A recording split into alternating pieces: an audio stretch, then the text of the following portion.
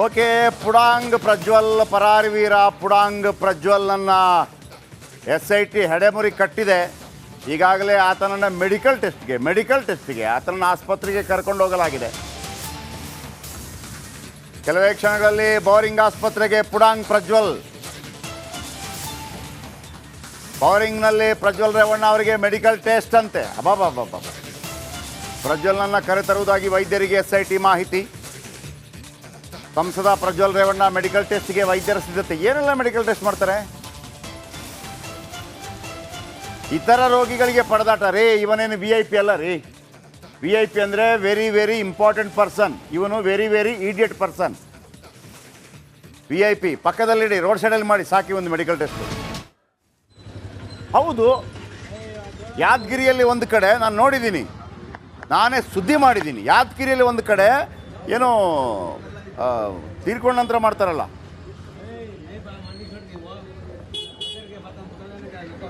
ಆ ಟೆಸ್ಟನ್ನು ರೋಡ್ ಸೈಡಲ್ಲಿ ಮಾಡ್ತಾಯಿದ್ರು. ಮರಣೋತ್ತರ ಪರೀಕ್ಷೆ ಕರ್ನಾಟಕದಲ್ಲಿ ನಡೆದಿದೆ ರೋಡ್ ಸೈಡಲ್ಲಿ. ಸಾಕ್ಷ್ಯ ಇದೆ ನನ್ನ ಬಳಿ. ರಾಯಚೂರು, ಯಾದಗಿರಿ. ಇವನಿಗಾಗಿ ಈಗ ರೋಗಿಗಳು ಪರದಾಡಬೇಕಂತೆ. ಯಾರಿವ? VIP ಅಲ್ಲ ಸರ್. VIP ಅಂದರೆ ವೆರಿ ಇಂಪಾರ್ಟೆಂಟ್ ಪರ್ಸನ್ ಅಂತ ಅರ್ಥ. VVIP ಅಂದರೆ ವೆರಿ ವೆರಿ ಇಂಪಾರ್ಟೆಂಟ್ ಪರ್ಸನ್. ಇವನು ವೆರಿ ಈಡಿಯಟ್ ಪರ್ಸನ್. ಹೌದು, ಇವನಿಗಾಗಿ ಬಾಕಿದ್ದವ್ರು ಯಾಕೆ ಪರದಾಡಬೇಕು? ಬಾಕಿದ್ದವರಿಗೆ ಕರೆಕ್ಟಾಗಿ ವ್ಯವಸ್ಥೆ ಮಾಡಿ ಬೌರಿಂಗ್ ಆಸ್ಪತ್ರೆಯ ಮುಖ್ಯಸ್ಥರಿಗೆ ಹೇಳುವಂಥ ವಿಚಾರ. ಈ ಈಡಿಯಟ್ ಬರ್ತಾನೆ ಅಂತಂದ್ಬಿಟ್ಟು ಅವ್ರು ಕೊಡಬೇಡವಾ? ಅವ್ರೇನು ತಪ್ಪು ಮಾಡಿದ್ದಾರೆ? ಅವರು ಹಿಂಗೆ ವಿಡಿಯೋ ಮಾಡಿದರೆ ನೀವು ಅವರಿಗೆ ಫಸ್ಟ್ ಪ್ರಿಫರೆನ್ಸ್ ಕೊಡ್ತಾಯಿದ್ರಾ? ಇದು ನಿಮ್ಮ ತಲೆಯಲ್ಲಿ ಇರಲ್ವಾ ಬಾಕಿ ಉಳಿದವರಿಗೆ? ನಡಿ, ಈಗ ಶುರು ಮಾಡೋಣ. ಕೇಸರಿಯಿಂದ ಮನೋಲ್ಲಾಸ ಮನಸ್ಸು ಮತ್ತೇರಿ ಕುಣಿದಾಡಿದೆ ನೋಡು, ಮನಸ್ಸು ಮತ್ತೇರಿ ಕುಣಿದಾಡಿದೆ ನೋಡು. ಕ್ಷಣ ಕ್ಷಣವೂ ಆಚರಿಸಿ ಕೇಸರಿ ಹಬ್ಬ. ವಿಮಲ್ ಬಾಯಲ್ಲಿ ಹೇಳಿ ಕೇಸರಿ. ತೊಂದರೆ ಆಗುತ್ತೆ ಅಂತೇಳಿ ಅದಕ್ಕೊಂದು ವಿಶೇಷ ವ್ಯವಸ್ಥೆ ಮಾಡಬೇಕಲ್ಲ. ರೋಗಿಗಳನ್ನು ತಡಿಬೇಡಿ ದಯವಿಟ್ಟು. ಆಮೇಲೆ ನಮ್ಮ ಆರೋಗ್ಯ ಸಚಿವರಿಗೂ ಹೇಳ್ತಾ ಇರುವಂಥದ್ದು, ದಿನೇಶ್ ಗುಂಡೂರಾವ್ ಅವರು, ಏನಿದು ನೀವು ಹೇಳ್ತಾ ಇರ್ತೀರಿ ಪ್ರತಿಯೊಂದು ಸಲ ತಪ್ಪಿಸ್ಕೊಂಡ ಮತ್ತೊಂದು ಅಂತೇಳಿ ಟ್ವೀಟ್ ಮಾಡ್ತಾ ಇರ್ತೀರಿ. ಈಗ ಯಾಕೆ ಬೌರಿಂಗ್ ಆಸ್ಪತ್ರೆಯಲ್ಲಿ ಬೇರೆ ರೋಗಿಗಳು ಪರದಾಡಬೇಕು? ಇವನಿಗಾಗಿ ಈಡಿಯಟ್, ಇವನಿಗಾಗಿ ಯಾಕೆ ರೀ? ಅಲ್ಲಿ ಪೊಲೀಸ್ ಅಲ್ಲಿ ಏರ್ಪೋರ್ಟಲ್ಲಿ ಇಳಿದಾಗ ಹೇಳ್ತಾ ಇದ್ರು, ನನ್ನ ಯಾರು ಮುಟ್ಟಬೇಡಿ. ಮತ್ತೊಂದು ಯಾಕೆ ಮುಟ್ಟಬಾರ್ದಂಥ ರೋಗ ಇದೆಯಾ? ಯಾವುದೇ ಕಾರಣಕ್ಕೂ ವೀಕ್ಷಕರೇ ದಯವಿಟ್ಟು ನನ್ನ ಬಿಟ್ಕೊಳ್ಳಿ.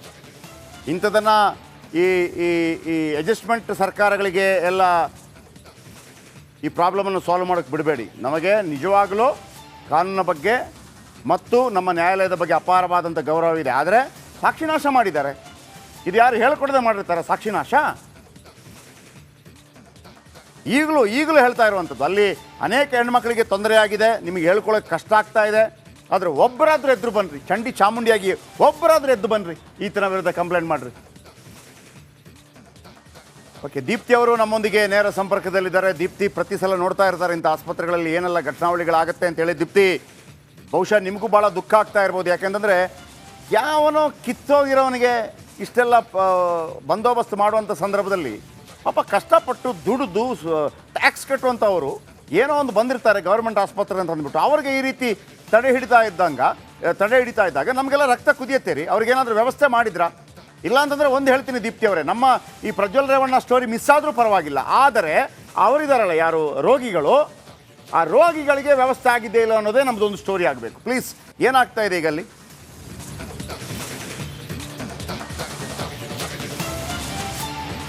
JP ಸರ್ ಮಾಡಿರುವಂತಹ ಗನಂದಾರಿ ಕೆಲಸಕ್ಕೆ ಈಗ VIP ಟ್ರೀಟ್ಮೆಂಟ್ ರೀತಿಯಲ್ಲಿ ಪ್ರಜ್ವಲ್ ರೇವಣ್ಣಗೆ ಎಲ್ಲ ರೀತಿಯ ಸಿದ್ಧತೆಗಳನ್ನು ಮಾಡಿಕೊಳ್ಳಲಾಗಿದೆ. ಬಡ ಪೇಷಂಟ್ಗಳಿಗೆ ಹೋಗೋದಕ್ಕೆ ಸಾಕಷ್ಟು ಪರದಾಟ ಮಾಡುವಂತಹ ಸ್ಥಿತಿ ಇದೆ. ಏನು ಆ್ಯಕ್ಚುಲಿ ಇದೆ ಅಂತ ನಾನು ನಿಮಗೆ ತೋರಿಸ್ಕೊಂಡು ಹೊರಡ್ತೀನಿ. ಅಂದರೆ ಪ್ರಜ್ವಲ್ ರೇವಣ್ಣ ಎನಿ ಟೈಮ್ ಈಗ ಮೆಡಿಕಲ್ ಚೆಕಪ್ಗೆ ಬರ್ಬೋದು ಅಂತ ಹೇಳಿ ಎಲ್ಲ ರೀತಿಯ ಸಿದ್ಧತೆಗಳನ್ನು, ಇದನ್ನು ನೋಡಿದ್ರೆ ಎಲ್ಲೋ VIP ಮೂವ್ಮೆಂಟ್ ಆಗ್ತಾ ಇದೆ, ದೊಡ್ಡವರು ಬರ್ತಾ ಇದ್ದಾರೆ ಅಂತ ಅಂದ್ಕೊಳ್ಬೇಕು. ಆದರೆ ಪ್ರಜ್ವಲ್ ರೇವಣ್ಣ ಮೆಡಿಕಲ್ ಚೆಕಪ್ಗೆ ಪೊಲೀಸ್ ಇಲಾಖೆ ಮಾಡ್ಕೊಂಡಿರುವಂತಹ ಸಿದ್ಧತೆ, ಒಂದು ಕಡೆ ಟ್ರಾಫಿಕ್ ಪೊಲೀಸ್ ಅವರು ರೋಡನ್ನ ಕ್ಲಿಯರ್ ಮಾಡ್ತಾ ಇರುವಂಥದ್ದು, ಮತ್ತೊಂದು ಕಡೆ ಎಲ್ಲ ಪೊಲೀಸ್ ಭದ್ರತೆಯನ್ನು ಕೂಡ ಕೊಡಲಾಗಿದೆ. ಇದರ ಮುಂಚೆ ಯಾವ ರೀತಿ ಇತ್ತು ಅಂತ ಹೇಳಿದ್ರೆ, ಬಡ ರೋಗಿಗಳು ಬರಬೇಕಂತಹ ಸಂದರ್ಭದಲ್ಲಿ ಒಳಗಡೆ ಅವರಿಗೆ ಸ್ಟ್ರೆಚರ್ ಕೊಡದೇ ಇರುವ ಹಾಗೆ, ಆಟೋಗಳನ್ನು ಬಿಡದೇ ಇರುವ ಹಾಗೆ ಆ ರೀತಿಯಾಗಿ ತಡೆ ಹಿಡಿಲಾಗ್ತಾ ಇತ್ತು. ಅಂದರೆ ಸುಮಾರು ಬೆಳಿಗ್ಗೆ 8-9 ಗಂಟೆ ಹೊತ್ತಿಗೆ ಏನಾಯಿತು ಅಂತ ಹೇಳಿದ್ರೆ, ಪೀಣ್ಯದಿಂದ ರಾಜು ಅಂತ ಒಬ್ಬ ರೋಗಿ, ಆತನಿಗೆ ಹೊಟ್ಟೆ ನೋವು ಕಾಣಿಸ್ಕೊಳ್ಳುತ್ತೆ. ಆತ ಇದೇ ಆಸ್ಪತ್ರೆಗೆ ಬರ್ತಾನೆ.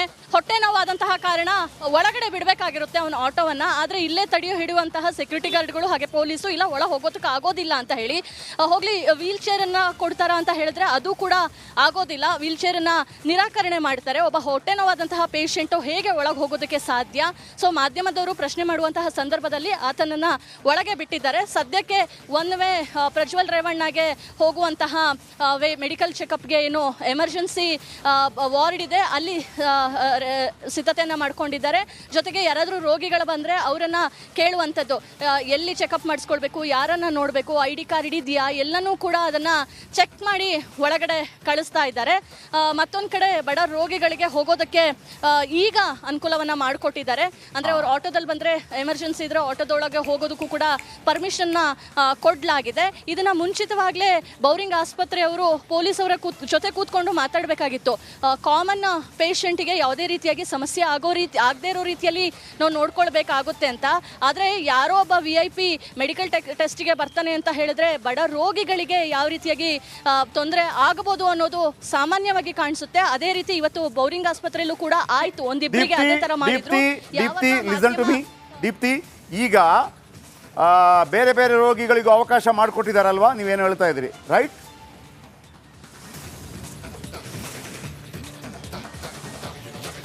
ಮಾಡಿಕೊಟ್ಟಿದ್ದಾರೆ ಸರ್. ಎಕ್ಸಲೆಂಟ್. ಅದು ಬೇಕಿರೋದು ದೀಪ್ತಿ, ವೆರಿ ಗುಡ್. ಅದು ಬೇಕಿರೋದು. ಇವನ ಸ್ಟೋರಿ ಮಿಸ್ ಆದರೂ ಪರವಾಗಿಲ್ಲ, ನಾನು ಮಾಡ್ಕೋತೀನಿ, ಮ್ಯಾನೇಜ್ಮೆಂಟ್ ಜೊತೆ ಮಾತಾಡ್ಕೋತೀನಿ. ಆದರೆ ಆ ರಾಜು ಅಂತ ಬಂದಿದ್ರಲ್ಲ, ಅವರಿಗೆ ಬೇಕಿರೋಂಥ ಟ್ರೀಟ್ಮೆಂಟ್ ಇದು ರಿಪಬ್ಲಿಕ್ ಕನ್ನಡದ ಬಿಗ್ ಇಂಪ್ಯಾಕ್ಟ್. ಈಗಾಗಲೇ ಮುಖ್ಯಸ್ಥರು ವಿಶೇಷವಾಗಿ ಯಾರೆಲ್ಲ ರೋಗಿಗಳು ಬರ್ತಾರೆ ಅವರಿಗೆ ಒಂದು ವ್ಯವಸ್ಥೆಯನ್ನು ಮಾಡಿಕೊಟ್ಟಿದ್ದಾರೆ. ಪ್ರಜ್ವಲ್ ರೇವಣ್ಣ ನಡೀತಾ ಇರುತ್ತೆ, ಪ್ರಜ್ವಲ್ ರೇವಣ್ಣ ನಡೀದೇ ಇರಲಿ. ಆದರೆ ನಮ್ಮ ಕಳಕಳಿ, ಯಾರಾದರೂ ಒಬ್ಬ ರಿಕ್ಷಾ ಡ್ರೈವರು, ಮತ್ತೊಬ್ಬನು ಯಾರೋ ಒಂದು ತಾಯಿ ಬರ್ತಾರೆ, ಒಂದು ಹೆಂಗಸು ಬರ್ತಾರೆ, ಕಷ್ಟದಲ್ಲಿದೆ ಅಂತ ಬರ್ತಾರೆ, ಅವರನ್ನು ನೀವು ತಡೆ ಹಿಡಿದ್ರೆ ಇವನಿಗೆ ಬೇಕಾಗಿ, ಈ ಡೇಟಿಗೆ ಬೇಕಾಗಿ, ಇವನೇನು ಏನೋ ದೇಶ ಸೇವೆ ಮಾಡಿ ಬಂದಿದ್ದ, ಇವನು ಮಾಡಿರೋದು ಹಲ್ಕಟ್ ಕೆಲಸ ಮಾಡಿರೋದು, ಹೋಗ್ಬಿಟ್ಟು ತಾನು ಮಾಡಿದಂಥ ಹಲ್ಕಟ್ ಕೆಲಸ ಸಿಗಬಾರ್ದು ಅಂತೇಳಿ ಮೊಬೈಲಲ್ಲಿರುವಂಥ ಎಲ್ಲ ವಿಡಿಯೋಗಳನ್ನು ಡಿಲೀಟ್ ಮಾಡಿ ಮೊಬೈಲನ್ನು ಹಾಳು ಮಾಡಿ ಬಂದಿದ್ದಾನೆ. ಮೊಬೈಲನ್ನು ಹುಡುಕ್ತಾ ಇದ್ದೀವಿ ನಾವು. ಅವತ್ತೊಂದು ಹೇಳಿದ್ದಾವ, ಸಾಧ್ಯವಾದರೆ ನಮ್ಮ ಪ್ರೊಡಕ್ಷನ್ ಅವರ ಕೆಲಸ ಮಾಡಿದೆ ಬಿಟ್ಟು ಅವತ್ತು ಹೇಳ್ತಾನೆ 2000 ವಿಡಿಯೋಗಳಿದೆ ಅಂತೇಳಿ, ಆ ಮೊಬೈಲ್ನ ವಿಡಿಯೋ ತೆಗೀರಿ. ಎಲ್ಲಿದೆ ಮೊಬೈಲ್ ಅಂತ ಹಾಕೋಣ. ರಿಪಬ್ಲಿಕ್ ವರದಿಯಿಂದ ರೋಗಿಗಳಿಗೆ ಸಿಗ್ತಾ ಇದೆ ಚಿಕಿತ್ಸೆ. ಇದು ನಮ್ಮ ಅತಿ ದೊಡ್ಡ ಇಂಪ್ಯಾಕ್ಟ್. ಸ್ಟೋರಿ ಮಿಸ್ ಆದರೂ ಪರವಾಗಿಲ್ಲ, ಆದರೆ ರೋಗಿಗಳಿಗೆ ಚಿಕಿತ್ಸೆ ಸಿಗ್ತಾ ಇದೆ. ಇದು ನಮ್ಮ ರಿಪಬ್ಲಿಕ್ ಕನ್ನಡ ಇಂಪ್ಯಾಕ್ಟ್. ವ್ಯವಸ್ಥೆ ಮಾಡಿದ್ದಾರೆ. ರಿಕ್ಷಾ ಬಿಡ್ತಾ ಇಲ್ವಂತೆ, ಇವನು ಪುಡಾಂಗ್ ಬರ್ತಾನೆ ಅಂತೇಳಿ. ರಿಪಬ್ಲಿಕ್ ವರದಿಯಿಂದ ರೋಗಿಗಳಿಗೆ ಸಿಗ್ತಾ ಇದೆ ಚಿಕಿತ್ಸೆ. ಇದು ನಮ್ಮ ದೊಡ್ಡ, ಇದು ನಮ್ಮಲ್ಲಿ ಮಾತ್ರ.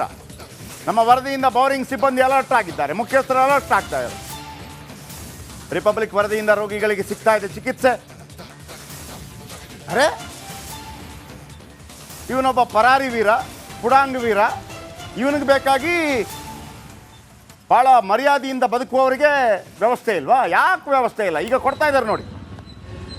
ದೀಪ್ತಿ ಅವರು ನೋಡಿ, ಇವರು ಆ ಹಿರಿಯರು, ಅವ್ರು ನಿಮಗೆ ಅಲ್ಲಿ ಮನೆಯಲ್ಲಿ ವಿಡಿಯೋ ಮಾಡ್ತಾ ಇದ್ದಿದ್ರೆ ನೀವು ಬಿಡ್ತಾ ಇದ್ರಾ VIP ಅಂತೇಳಿ? ಯಾಕೆ ಬಿಡಲ್ಲ?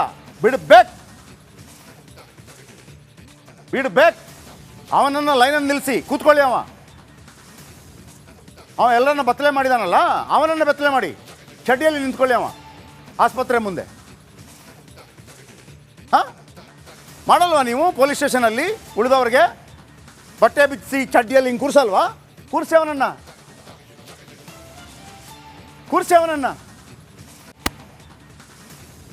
ಅರೇ ಹೊಟ್ಟೆ ಉರಿಯುತ್ತೆ ರೀ. ದೇಶದ ಅತಿ ದೊಡ್ಡ ನೆಟ್ವರ್ಕ್ ನಿಂದ ಮೆಗಾ ಕವರೇಜ್. ದೇಶದ ಮತದಾರನ ಆದೇಶ ಎನ್ಡಿಎಗ ಇಂಡಿ ಒಕ್ಕೂಟಕ್ಕ. ಲೋಕ ಅಖಾಡದಲ್ಲಿ ಗೆಲ್ಲೋದ್ಯಾರು ಸೋಲೋದ್ಯಾರು. ಕರುನಾಡಿನ 28 ಕ್ಷೇತ್ರಗಳ ನಿಖರ ಫಲಿತಾಂಶ. ಫಾಸ್ಟ್ ರಿಸಲ್ಟ್ ಪಕ್ಕಾ result. Number 1 election team, number 1 network, number 1 coverage.